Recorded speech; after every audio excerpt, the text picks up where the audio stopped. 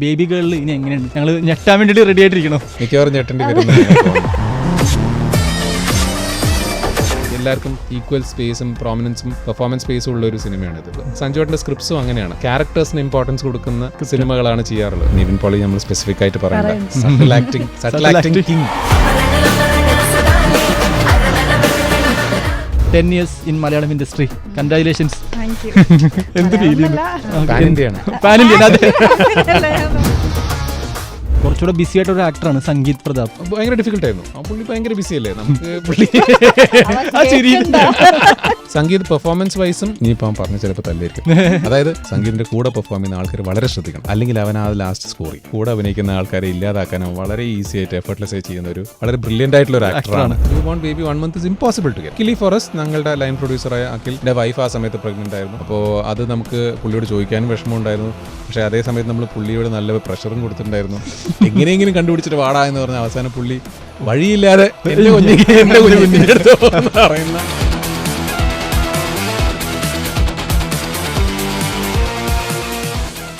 ഇന്ന് എൻ്റെ കൂടെ ക്ലബ് എഫ് എമ്മിൽ ദ മോസ്റ്റ് അവൈറ്റഡ് ഫിലിമായ ബേബി ഗേളിൻ്റെ ഡയറക്ടറും ലീഡ് ആക്ടറുമാണ്.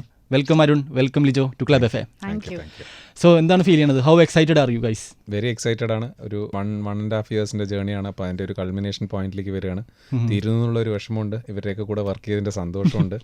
വലിയൊരു ട്രെമൻഡസ് എഫേർട്ട് കൊണ്ട് ചെയ്തൊരു സിനിമയാണ്. അപ്പോൾ അതിൻ്റെ ഒരു റിസൾട്ട് സിനിമ ഉണ്ടാവും നമ്മൾ വിശ്വസിക്കുന്നു. സ്റ്റാർട്ടിങ് തന്നെ ഇൻസ്റ്റാഗ്രാം പേജ് എന്ന് പറയാം, ബേബി ഗേൾ മൂവിയുടെ ഇൻസ്റ്റാഗ്രാം പേജിൽ എല്ലാ കാസ്റ്റിലുള്ളവരിങ്ങനെ പറഞ്ഞിരുന്നു എന്നെ ഈ പടത്തിൽ ഇന്നാക്കിയത് മാജിക് ഫ്രെയിംസ് ആണ്, ഡയറക്ടറാണ്. ഡയറക്ടർ എങ്ങനെയാണ് ഈ പ്രോജക്റ്റ് ഓൺ ആക്കിയത്? അത് സഞ്ജുവേട്ടനായിട്ടുള്ള ഡിസ്കഷനിലായിരുന്നു. സഞ്ജുവേട്ടൻ ഞാൻ ഗരുഡൻ സമയത്ത് തന്നെ നമ്മൾ സ്ക്രിപ്റ്റിൻ്റെ ഒപ്പീനിയൻസ് ഒക്കെ എടുക്കാൻ ത്രൂ ലിസ്റ്റിൻ ഞാൻ സഞ്ജുവേട്ടനായിട്ട് കണക്ട് ആയിട്ടുണ്ടായിരുന്നു. അപ്പോൾ ഭയങ്കര വൈബ്, നമുക്ക് വളരെ ഈസി ആയിട്ട് കണക്ട് ആവുന്ന വൈബായിരുന്നു സഞ്ജുവേട്ടൻ്റെ വൈബ്. നമ്മളൊരു വളരെ സീനിയർ റൈറ്റർ എന്നൊക്കെ ആയിരുന്നു ഇനീഷ്യലി പോയി അപ്രോച്ച് ചെയ്തത്. പക്ഷേ പുള്ളി നമ്മളെക്കാട്ടിലും യങ് ആണ് ആക്ച്വലി. ശരി. സോ പുള്ളി നമ്മളോട് വളരെ കൺവീനിയൻ്റ് ആക്കി, നമ്മളെ ഈസി ആക്കി വർക്ക് ചെയ്യുന്ന രീതിയിലുള്ളൊരു പ്രോസസ്സാണ് പുള്ളിയുടേത്. ആൻഡ് കൊളാബറേറ്റീവും കൂടിയാണ്. അപ്പോൾ നമ്മൾ സംസാരിക്കുമ്പോൾ നമ്മൾക്ക് ആവശ്യമുള്ള സാധനങ്ങൾ എങ്ങനെയാണെന്നൊക്കെ നോക്കി, പുള്ളിക്ക് അതിൽ എങ്ങനെ അത് എൻഹാൻസ് ചെയ്യാൻ പറ്റുന്നുള്ള പരിപാടി നോക്കി, അങ്ങനെ ഒരു ഗിവ് ആൻഡ് ടേക്ക് ഉള്ള ഒരു റൈറ്ററാണ് സഞ്ജുവേട്ടൻ. അപ്പോൾ അങ്ങനെയാണ് ഇതിൻ്റെ ഒരു സബ്ജക്റ്റ് നമുക്ക് കണക്ട് ആവുന്നുണ്ട്. അപ്പോൾ നമുക്കൊരു സിനിമ ചെയ്യണം. അങ്ങനെ ഒരു സബ്ജക്റ്റ് ഏതാണ്ട് ഓൾമോസ്റ്റ് ഫൈനൽ ചെയ്ത് വർക്കാവാതെ നമ്മളില്ല അത് വേണ്ട നമുക്ക് വേറെ പിടിക്കാമെന്ന് പറഞ്ഞ് അങ്ങനെയാണ് 2 ന്യൂസ് ഇൻസിഡൻറ്റ് വെച്ചിട്ട് അതിനെ സിംഗിൾ സ്റ്റോറിയാക്കി ഇത് പ്ലാൻ ചെയ്തത്. അത് പറയേണ്ട ഒരു സംഭവം കൂടി ആയിരുന്നു. ആ രണ്ടും വളരെ ഇൻട്രസ്റ്റിംഗ് ആയിട്ടുള്ള 2 ഇൻസിഡൻറ്റ്സ് ആണ്. അത് കണക്ട് ചെയ്തിട്ടൊരു സിനിമ ചെയ്ത് അത് അതിൽ ഒരെണ്ണം നമ്മൾ റെഗുലറായി കേൾക്കുന്ന, ഇപ്പോഴും ഷൂട്ട് ചെയ്തുകൊണ്ടിരിക്കുമ്പോഴും അങ്ങനത്തെ കുറേ ഇൻസിഡൻസ് നടന്നിട്ടുണ്ട്. അപ്പോൾ അത്രയും കണക്റ്റിംഗ് ആണിത് ആയിരിക്കും. ഓക്കെ, ഇനി ലിജോയിലേക്ക് വരാം. ലിജോമുള്ള സ്റ്റാർട്ടിങ് നമ്മൾ കണ്ടു തുടങ്ങിയത് മഹേഷിൻ്റെ പ്രതികാരം, കട്ടപ്പന എല്ലാവരും ക്യൂട്ട് ഗേളായിട്ടായിരുന്നു. ലിജോന് വേണമെങ്കിൽ അങ്ങനെ കണ്ടിന്യൂ ചെയ്യായിരുന്നു ഒരു ക്യൂട്ട് ഗേളായിട്ട്. പക്ഷേ കുറേ നാളെ ഞാൻ ഇപ്പോൾ ട്രാക്കൊന്ന് മാറ്റി JBMലൂടെ ഞെട്ടിച്ച്, അതിനുശേഷം കഴിഞ്ഞ വർഷം പൊന്മാനിലൂടെയും ഞെട്ടിച്ചു. ബേബി ഗേളിൽ ഇനി എങ്ങനെയാണ്? ഞങ്ങൾ ഞെട്ടാൻ വേണ്ടിയിട്ട് റെഡി ആയിട്ടിരിക്കണോ? മിക്കവാറും ഞെട്ടേണ്ടി വരുന്നു. അങ്ങനെ ഞെട്ടേണ്ട വരുന്നൊന്നും പറയുന്നില്ല, എന്നാലും പെർഫോം ചെയ്യാൻ നല്ല സ്പേസ് ഉള്ള നല്ല സ്കോപ്പുള്ള ക്യാരക്ടറാണ്. ഇതിലിപ്പോൾ എൻ്റെ ക്യാരക്ടർ എന്ന് മാത്രമല്ല, ഇതിപ്പോൾ ഒരു നായകൻ അല്ലെങ്കിൽ നായിക അങ്ങനെ പോകുന്ന ഒരു സ്റ്റോറിയല്ല. ഇതിലുള്ള എല്ലാ ക്യാരക്ടേഴ്സും അതിന് സ്പേസ് ഉണ്ട്, അതിന് പെർഫോം ചെയ്യാൻ സ്പേസ് ഉള്ള ക്യാരക്ടേഴ്സാണ്. ഇപ്പം ഒരു 2 മിനിറ്റത്തേക്ക് വന്നു പോകുന്ന ഒരു ക്യാരക്ടർ ആണെങ്കിൽ പോലും ആരും മറക്കില്ല. അപ്പോൾ ആ ഒരു ക്യാരക്ടറിൻ്റെ പേര് എന്നല്ല, പക്ഷെ പെർഫോം ചെയ്യുന്ന ആ ഒരു പെർഫോമൻസ് ആരും മറക്കില്ല. അപ്പോൾ എല്ലാവർക്കും അങ്ങനെ സ്പേസ് കൊടുത്തിട്ടുള്ളൊരു പടമാണിത്. പിന്നെ ഇതിൻ്റെ മെയിൻ താരം കഥയാണ്. അപ്പോൾ അതുകൊണ്ട് ഞെട്ടിക്കുമോ എന്ന് ചോദിച്ചാൽ അറിയില്ല. തീർച്ചയായും ലിജോ ചെയ്ത പെർഫോമൻസ് വളരെ സ്ട്രോങ് ആയിട്ടുള്ളൊരു പെർഫോമൻസ് ആണ് ലിജോ ചെയ്തിരിക്കുന്നത്. സോ ലിജോ ആൻഡ് സംഗീത ആയാലും ശരി, അഭിമന്യു, പിന്നെ നിവിൻ പോളി നമ്മൾ സ്പെസിഫിക് ആയിട്ട് പറയണ്ട, സട്ടിൽ ആക്ടിംഗ് കിങ് എന്നൊക്കെ പറയാൻ പറ്റുന്ന. തീർച്ചയായും, കാരണം നമ്മൾ അസിസ്റ്റൻ്റായിട്ട് ലാൽ സാറിൻ്റെ കൂടെ വർക്ക് ചെയ്യുമ്പോഴും നമുക്ക് തോന്നാറുണ്ട് ഇതൊക്കെ മതിയോ എന്നൊക്കെ നമ്മൾ ആലോചിച്ച് എഡിറ്റിൽ കാണുമ്പോൾ വളരെ പ്രിസൈസ് ആയിട്ടുള്ള മീറ്ററിലെ പുള്ളി അഭിനയിച്ചിട്ടുണ്ട്. അതിൽ ഒന്ന് കൂടുതലോ കുറയോ ചെയ്യില്ല. എക്സാക്ട്ലി ആയിരുന്നു എനിക്കും നിവിനിലും ഫീൽ ചെയ്തത്. നിവിൻ്റെ കൂടെ വർക്ക് ചെയ്യുന്ന സമയത്തും നമുക്കൊരിക്കലും അയ്യോ ഇത് ഓക്കെ ആണോ, ഇത് മതിയോ എന്നൊക്കെ നമുക്ക് തോന്നും. പക്ഷേ എഡിറ്റിൽ ആ ഫ്ലോയിൽ കാണുമ്പോൾ വളരെ കറക്റ്റ് മീറ്ററിൽ വർക്ക് ചെയ്തൊരു ആക്ടറാണ്. അതുകൂടാതെ ഇതിനകത്ത് അഭിനയിച്ച മൈഥിലി എന്ന് പറഞ്ഞൊരു കുട്ടി നമ്മൾ ലോഞ്ച് ചെയ്യുന്നുണ്ട്. വളരെ ബ്രില്യൻ പെർഫോമറാണ്. വളരെ ഹെവി ക്യാരക്ടർ ചെയ്താലും നമുക്ക് മെച്ചുവേർഡ് ആയിട്ടുള്ള അതിനെ ഹാൻഡിൽ ചെയ്തിട്ടുണ്ട്. ആ ക്യാരക്ടറെ ഇന്റേണലൈസ് ചെയ്ത് ഹാൻഡിൽ ചെയ്തിട്ടുണ്ട്. ഇപ്പോൾ ശരിക്കും ഈ ആക്ടേഴ്സിനെ കുറിച്ച് പറഞ്ഞപ്പോഴാണ് ഈ പടം ആദ്യം പ്ലാൻ ചെയ്തപ്പോൾ വേറൊരു ആക്ടറിനെ വെച്ച് ചെയ്യാനായിരുന്നു പ്ലാൻ ചെയ്തത്, പിന്നെ ഇത് മാറി. അത് ഏത് ആക്ടറായിരുന്നു? അയ്യോ, അത് എല്ലാം നമ്മൾ അനൗൺസ് ചെയ്താണല്ലോ. ചാക്കോച്ചൻ സാറിൻ്റെ കൂടെ വെച്ചാൽ നമ്മൾ ഇനീഷ്യലി പ്ലാൻ ചെയ്തു. പക്ഷേ പുള്ളിക്ക് അതിന് മുമ്പുണ്ടായിരുന്ന കമ്മിറ്റ്മെൻറ്റ്സ് ഒരിക്കലും മാറാൻ പറ്റില്ല. ബിക്കോസ് അത് പുള്ളി മാത്രമല്ല, വേറെ ആക്ടറും കൂടി അതിൽ ഇൻവോൾവ് ആയിരുന്നു. അപ്പോൾ അങ്ങനൊരു ഇഷ്യൂ, അത് വളരെ സീരിയസ് ഇഷ്യൂവും കൂടി ആയിരുന്നു. അപ്പോൾ അതുകൊണ്ട് നമുക്ക് അതിൽ പുള്ളിയോട് കോംപ്രമൈസ് ചെയ്യാൻ പറയാൻ പറ്റാത്തൊരവസ്ഥയായിരുന്നു. അതുകൊണ്ട് ഞങ്ങൾ ഇപ്പോൾ പ്രോബ്ലി ഡ്രോപ്പ് ആവേണ്ട പ്രോജക്റ്റ് ടെക്നിക്കലി. പക്ഷേ നിവിൻ കേട്ടു. നിവിൻ ആ ഒരു ലാസ്റ്റ് വീക്കിൽ പുള്ളി കേൾക്കാനുള്ള മഹാമനസ്കത കാണിച്ചു. ഇങ്ങനൊരു 4 പേരുടെ കൂടെ ഒരു പടത്തിൽ പുള്ളി ചെയ്യണം എന്നുള്ള പുള്ളിക്ക് ആ തീരുമാനം പുള്ളി എടുത്തു. അതൊരു എന്താ പറയുക, ഒരു സീനിയർ ആക്ടറിൻ്റെ കോൺഫിഡൻസ് ആണ്. കാരണം യൂഷ്വലി നമ്മൾ ഇങ്ങനെ ഒരു കഥ പോയി പറഞ്ഞു കഴിഞ്ഞാൽ ആരും അങ്ങനെ പെട്ടെന്ന് ഓക്കെ പറയില്ല. കാരണം എല്ലാവർക്കും ഈക്വൽ സ്പേസും പ്രോമിനൻസും പെർഫോമൻസ് സ്പേസും ഉള്ള ഒരു സിനിമയാണിത്. സഞ്ജുവേട്ടൻ്റെ സ്ക്രിപ്റ്റ്സും അങ്ങനെയാണ്, ക്യാരക്ടേഴ്സിന് ഇമ്പോർട്ടൻസ് കൊടുക്കുന്ന സിനിമകളാണ് ചെയ്യാറുള്ളത്. സോ നമ്മൾ പിന്നെ പുള്ളിയോട് ചോദിക്കുമ്പോഴും പുള്ളി പറഞ്ഞത് I wanted this film to be made because കാരണം പുള്ളിക്ക് അങ്ങനെ ഒരു ഈക്വൽ പ്രോമിനൻസ് ഉള്ളൊരു സിനിമ പുള്ളി ചെയ്യേണ്ട കാര്യമില്ല at any time. Nivin Pauly is always Nivin Pauly. പുള്ളിക്ക് ഫാൻ ബേസ് വളരെ സ്ട്രോങ് ആണ്. സോ പുള്ളിക്ക് അതിൻ്റെ ആവശ്യമേ ഇല്ല. അപ്പോൾ പുള്ളി പറഞ്ഞത് എനിക്ക് as a father I felt this film or this story has to be told. So അതുകൊണ്ട് ഞാൻ ആ സിനിമയുടെ ഭാഗമാവുന്നു എന്നാണ്. ട്രെയിലർ ഞാൻ കണ്ടിരുന്നു. ട്രെയിലറിലും പോലീസ് വേഷം കുറേ പേര് ചെയ്യുന്നുണ്ട്. അതിലെടുത്ത് നിൽക്കുന്നത് അഭിമന്യുവാണ്. അഭിമന്യുവിനെ തന്നെ സെലക്ട് ചെയ്യണം എന്ന് തോന്നിയ ഒരു ഫാക്ടർ എന്തായിരുന്നു? അഭിമന്യു ഒരു വളരെ എന്താ പറയുക, സ്ട്രോങ് ആയിട്ടുള്ള ഒരു പെർസോണ ഉള്ള ഒരു ആളാണ്. നമുക്കൊരു ഫ്രെയിമിൽ നിന്ന് കഴിഞ്ഞാൽ ഒരു പോലീസ് എന്ന് പറയുന്ന സാധനം നമുക്ക് വളരെ എഫർട്ട്ലെസ് ആയിട്ട് വെറും ലുക്ക് കൊണ്ട് നമുക്ക് എന്താ പറയുക കൺവിൻസ് ചെയ്യാൻ പറ്റാവുന്ന ഒരു സംഭവമായിരുന്നു അഭിമന്യു എന്ന് പറയുന്നത്. സോ അതുകൊണ്ട് ആയിരുന്നു അഭിമന്യുവിനെ നമ്മൾ പിക്ക് ചെയ്ത്. ആ സമയത്ത് ഐ തിങ്ക് മാർക്കോ വന്ന സമയത്ത് നമ്മൾ അഭിമന്യുവിൻ്റെ അടുത്ത് പോകുന്ന സമയം ഇമ്മീഡിയറ്റ്ലി മാർക്കോ വന്ന ഒരു 1 വീക്കിനുള്ളിലാണ് നമ്മൾ അഭിമന്യുവിനെ കാണുന്നത്. സോ മാർക്കോയിലും അഭിമന്യുവിൻ്റെ പെർഫോമൻസ് വളരെ സൂപ്പർലേറ്റീവ് ആയിരുന്നു. നമുക്ക് മനസ്സിലാവായിരുന്നു ഇയാൾക്ക് ഇത് ചെയ്യാൻ പറ്റും. കാരണം ഇതൊരു ഡിഫറെൻ്റ് ആയിട്ടുള്ള ക്യാരക്ടറാണ്. പുള്ളി ചെയ്യുമ്പോൾ മാർക്കോയിൽ നിന്നൊരു ഭയങ്കര ഡിഫറൻസ് ഉള്ള ഒരു സംഭവമായിരിക്കും. Actually 10 years in Malayalam industry. Congratulations. എന്ത് ഫീൽ ചെയ്യുന്നു? മൊത്തത്തിൽ തമിഴും കൂടി ചെയ്യുന്നോണ്ട് പറഞ്ഞു. അതെ. അപ്പോഴേക്ക് എന്ത് ഫീൽ ചെയ്യുന്നു? 10 വർഷം വന്നിട്ട് അന്ന് ഒന്നാം ലിജു തന്നെയാണ് ഇപ്പോഴും? അല്ല, ഒരുപാട് മാറ്റങ്ങൾ ഉണ്ടായിട്ടുണ്ട്. അതിപ്പോൾ ഒരു ആക്ടർ എന്നുള്ള രീതിയിൽ കോൺഫിഡൻസിൽ ഒരുപാട് പുരോഗതി ഉണ്ടായിട്ടുണ്ട്.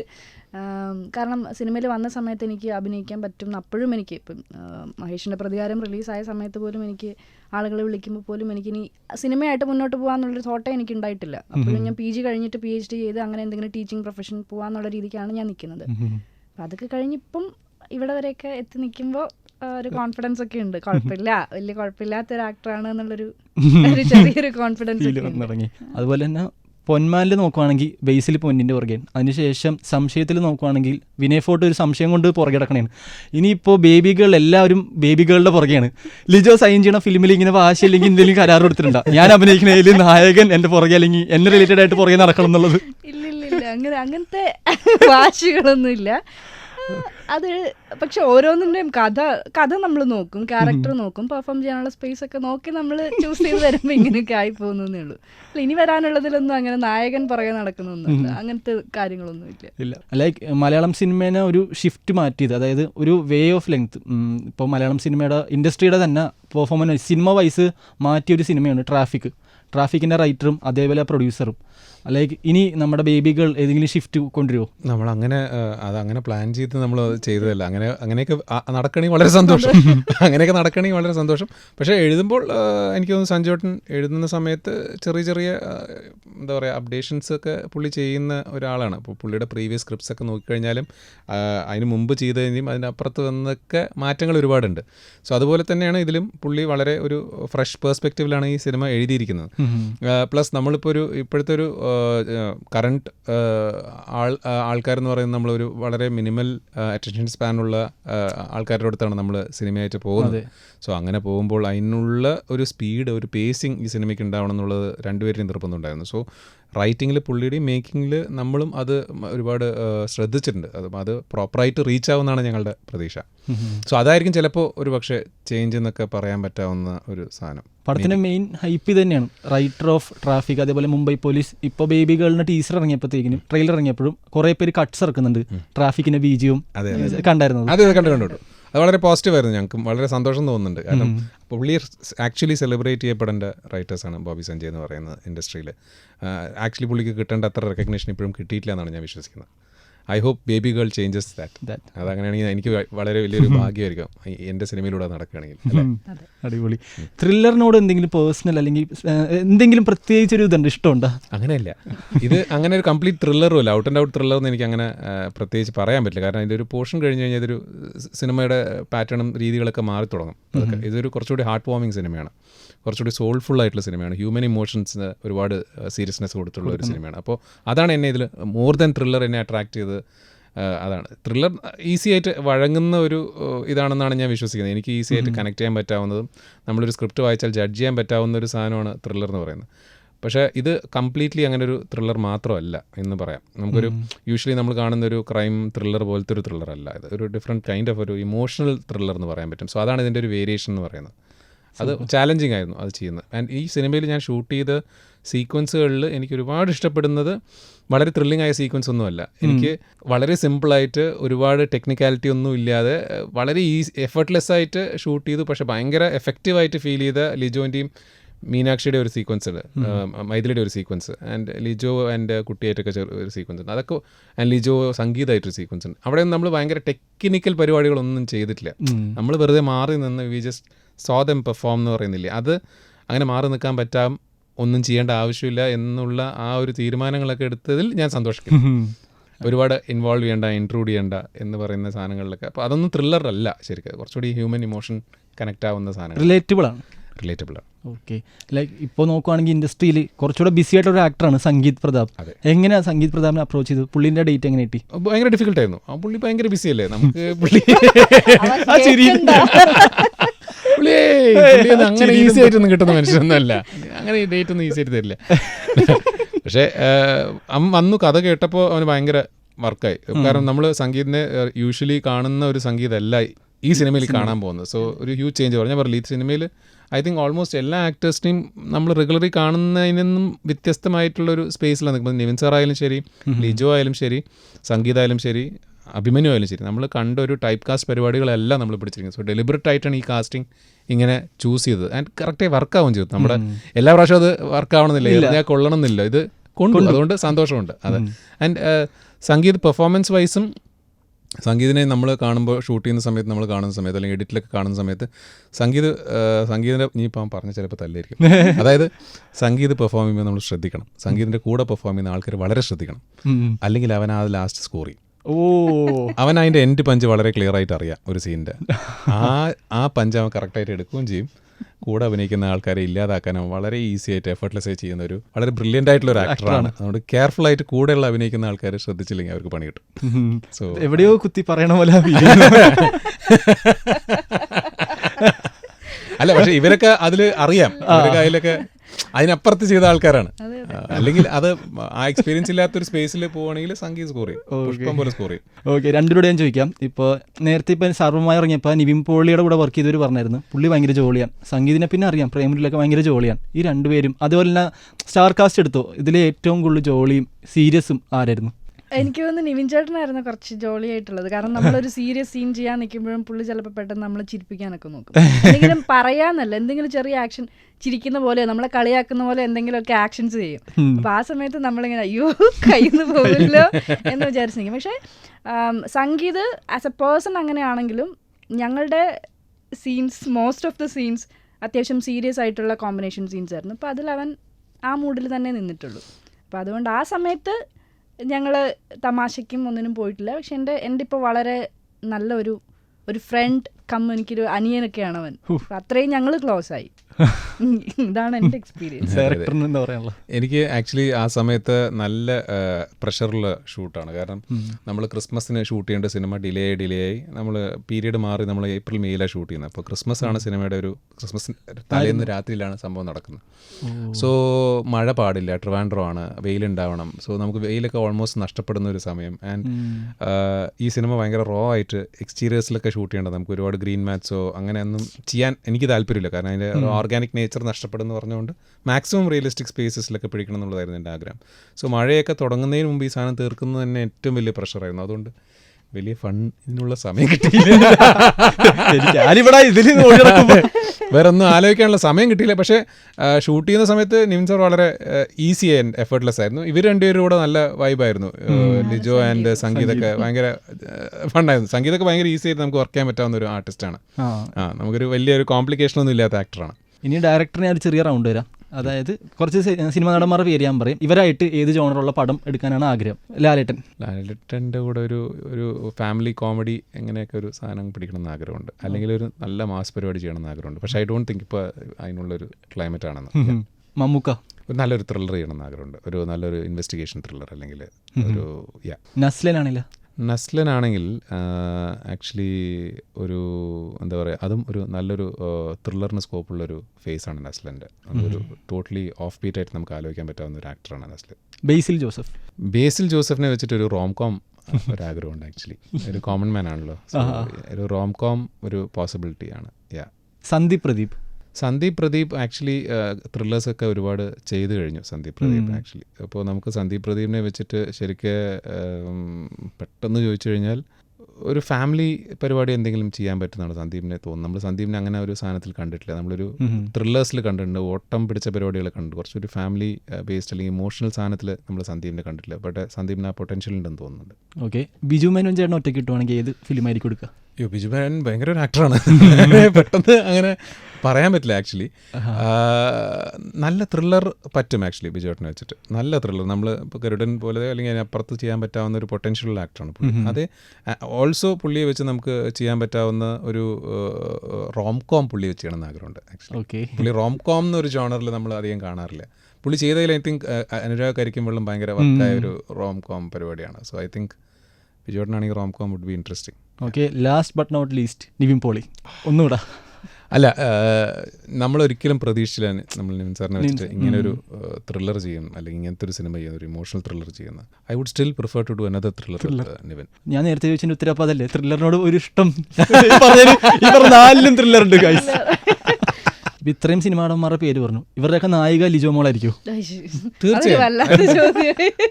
ലിജോ അത് ഞാൻ പറയുന്നതിനെക്കാട്ടിലും ലിജോ അത് അക്സെപ്റ്റ് ചെയ്യുന്നു നമുക്കറിയില്ല. കാരണം ലിജോ വളരെ സ്പെസിഫിക് ആയിട്ട് ക്യാരക്ടേഴ്സ് ചൂസ് ചെയ്ത് പിക്ക് ചെയ്ത് അഭിനയിക്കുന്ന ഒരു ആർട്ടിസ്റ്റ് ആയതുകൊണ്ട് നമ്മൾ ഓക്കെ പറയുമെന്ന് അറിയില്ല. അതുകൊണ്ട് അത് ലിജോന്റെ കയ്യിലാണ്. പറയൂ, ലിജോന് എന്താണ് പറയാനുള്ളത്? ഇല്ല, തീർച്ചയായിട്ടും അരുൺ ചേട്ടൻ ഒരു കഥ അല്ലെങ്കിൽ ഒരു സിനിമ ചെയ്യാൻ വിളിച്ചാൽ ഉറപ്പായിട്ടും കഥ കേൾക്കുന്നു, എനിക്ക് ഇഷ്ടപ്പെട്ടാൽ എന്തായാലും ചെയ്യും. നമ്മൾ നേരത്തെ കുഞ്ചാക്കോവന്റെ കാര്യം പറഞ്ഞായിരുന്നു. അടുത്ത സിനിമ കുഞ്ചാക്കോവനായിട്ട് പോകുന്നുണ്ട്. അതിലേക്ക് എന്ത് ടൈപ്പ് മൂവി ആയിരിക്കും? അതൊരു ത്രില്ലറാണ്. പക്ഷെ അതിൽ എൻ്റെ ക്യാരക്ടർ കുറച്ചും കൂടി ഒരു ഇപ്പോൾ ഇത്രയും ഇൻറ്റൻസ് ആയിട്ടുള്ള ഒരു ക്യാരക്ടറല്ല.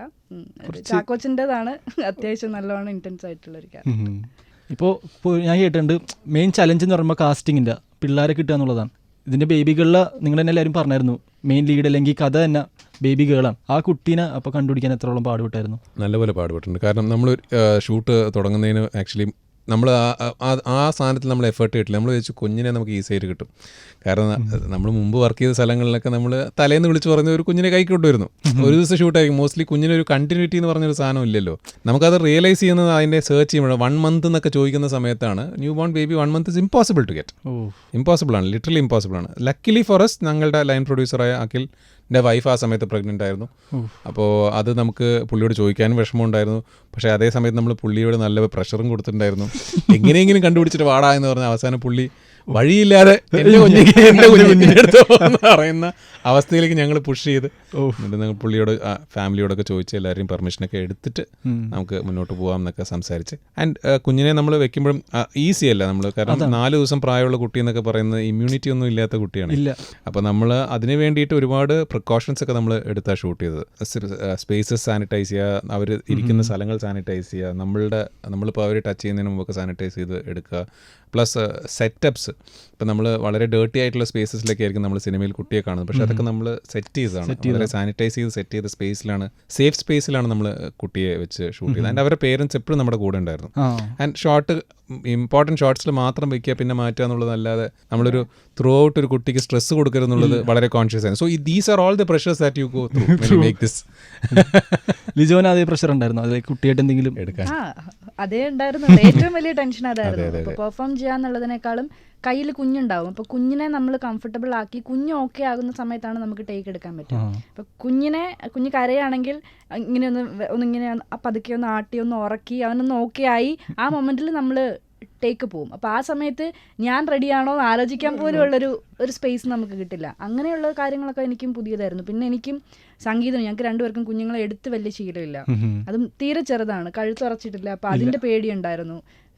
കാരണം കൂടുതൽ സീൻസിലും കുഞ്ഞ് നമ്മുടെ കയ്യിലാണ്. അപ്പം ഞങ്ങൾ കാരണം ഒരു ചെറിയൊരു പോറൽ പോലും വരരുത് എന്നൊക്കെ പേടിച്ച് ആ ഒരു പ്രഷർ ഉണ്ടായിരുന്നു, ത്രൂ ഔട്ട് ഉണ്ടായിരുന്നു. എന്തായാലും കുഴപ്പങ്ങളൊന്നും ഇല്ലാതെ ഹാപ്പി ആയിട്ട് ഷൂട്ട് തീർത്തു. ഇപ്പൊ ഏറ്റവും കൂടുതൽ വിളി വരുന്നത് എവിടെ നിന്നാണ്? മലയാളം ഇൻഡസ്ട്രിയിൽ നിന്നാണോ, തമിഴ് ഇൻഡസ്ട്രിയിൽ നിന്നാണോ, അല്ലെ ഹിന്ദി എന്നൊക്കെ ഒരാശം വിളിയൊന്നും ഞാൻ കേട്ടായിരുന്നു. മലയാളത്തിൽ നിന്നും തമിഴിൽ നിന്നും വിളി വരുന്നുണ്ട്. രണ്ടും ബാലൻസ് ചെയ്ത് കൊണ്ടുപോകാൻ എനിക്കെപ്പോഴും മലയാളത്തിൽ വർക്ക് ചെയ്യാനാണ് കുറച്ചുകൂടി ഇഷ്ടം കൂടുതൽ. ഇപ്പോൾ റാൻഡംലി ഒരു സാധാരണക്കാരൻ വന്ന് ചോദിക്കണേ, ഇപ്പോൾ കുറേ സിനിമകൾ ഈ മാസം ഇറങ്ങുന്നുണ്ട്, why we should watch baby girl എന്ന് ചോദിച്ചാൽ രണ്ടുപേരും എന്തായിരിക്കും പറയാ? ഇതൊരു ഫാമിലി ഇമോഷണൽ ത്രില്ലറാണ്. എല്ലാ ഫാമിലീസിനും തീർച്ചയായിട്ടും കണക്ട് ചെയ്യും പറ്റുന്ന അങ്ങനത്തെ ഒരു സിനിമയാണ്. ഫാമിലീസിന് മാത്രമല്ല എല്ലാ മനുഷ്യർക്കും കണക്ട് ചെയ്യാൻ പറ്റുന്ന അങ്ങനത്തെ ഹ്യൂമൻ ഇമോഷൻസ് ആണ് നമ്മൾ പടത്തിൽ നമ്മൾ കൺവേ ചെയ്തിരിക്കുന്നത്. അപ്പോൾ എല്ലാവർക്കും പടം കണ്ടു കഴിഞ്ഞാൽ തീർച്ചയായിട്ടും കണക്ട് ചെയ്യാൻ പറ്റും. ഭയങ്കര റിലേറ്റബിൾ ആയിരിക്കും, ഫാമിലീസിനായാലും സ്ത്രീകൾക്കായാലും. ഓഫ്കോഴ്സ് ഞാൻ കാണുമ്പോൾ നമുക്കൊരു വളരെ ത്രില്ലറിൻ്റെ വേഷം അണിഞ്ഞ ഒരു ഭയങ്കര ഒരു ഇമോഷണൽ ഫിലിമാണ്. പുറത്ത് ഭയങ്കര റഫ് ആൻഡ് ടഫ്, അകത്ത് വളരെ സോഫ്റ്റുമാണ്. സോ നമ്മളൊരു എന്താ പറയുക, ക്രീം ബണ്ണൊക്കെ കഴിക്കുന്ന പോലെ പുറത്ത് അകത്ത് ഭയങ്കര ക്രീം പരിപാടിയാണ്. സോ അങ്ങനത്തെ ഒരു പരിപാടി ആയതുകൊണ്ട് അതുകൂടിയാണ് നമ്മളെ എടുക്കാൻ ഭയങ്കര എക്സൈറ്റ് ചെയ്തത്. സിനിമ തീരുമ്പോൾ നമുക്ക് ഭയങ്കര ഒരു എന്താ പറയുക, ഹാർട്ട് മെൽറ്റിംഗ് മൊമെന്റ്സ് ഉണ്ട്. നമുക്ക് ഭയങ്കരമായിട്ട് ഇമോഷണലി ഫുൾഫില്ലിംഗ് ആവുന്ന ഒരുപാട് ഏരിയ ഉണ്ട്. നമ്മൾ ഹാർട്ട് ഫോം ചെയ്യുന്ന ഒരുപാട് ഏരിയ ഉണ്ട്. So it is just not a thriller, it is beyond a thriller. So ഒരു എക്സ്പെക്ടേഷൻ ഇല്ലാതെ വരികയാണെങ്കിൽ I think it will keep to its word. It will be a good film എന്നാണ് ഞാൻ വിശ്വസിക്കുന്നത്. ഗരുഡൻ 2 ഇനി എപ്പോഴെങ്കിലും ഉണ്ടാവുമോ? അതിനുള്ള കറക്റ്റ് പരിപാടികൾ കിട്ടിക്കഴിഞ്ഞാൽ ചെയ്യാം. കാരണം ഗരുഡൻ ഒരു വലിയൊരു ബെഞ്ച് മാർക്കാണ്. അപ്പോൾ ആ ബെഞ്ച് മാർക്ക് നമുക്ക് ബീറ്റ് ചെയ്യാൻ പറ്റാവുന്നൊരു സാധനം ഉണ്ടെങ്കിലേ നമുക്ക് ചെയ്യാൻ പറ്റില്ല. അതങ്ങനെ ഒരു ഈസി ആയിട്ട് ബീറ്റ് ചെയ്യാൻ പറ്റാവുന്ന ബെഞ്ച് മാർക്കല്ല. സോ അതിനുള്ള പരിപാടികൾ കറക്റ്റായിട്ട് കിട്ടണം. അങ്ങനെ കിട്ടുമ്പോൾ തീർച്ചയായിട്ടും ഗരുഡൻ 2 ഉണ്ടാവണം. ലാസ്റ്റ് ക്വസ്റ്റ്യൻ രണ്ടുപേരോടും, ബേബികൾ സിനിമ കണ്ടു കഴിയുമ്പോൾ ഇതിൽ ഞെട്ടിക്കാൻ പോണത് ഡാഷ് ആയിരിക്കും. ബേബികളായിരിക്കും ചിലപ്പോൾ. ആക്ച്വലി ഞങ്ങളെ ഞെട്ടിച്ചതും ബേബികളായിരുന്നു. അതിന്റെ സബ്ജക്റ്റും കൂടിയാണ്. അപ്പോൾ 2025 ലാസ്റ്റ് തൂക്കിയത് നിവിൻ പോളിയാണ്. 2026 തുടക്കം നിവിൻ പോളി തൂക്കട്ടെ. Thank you for coming to club FM. Thank you so much.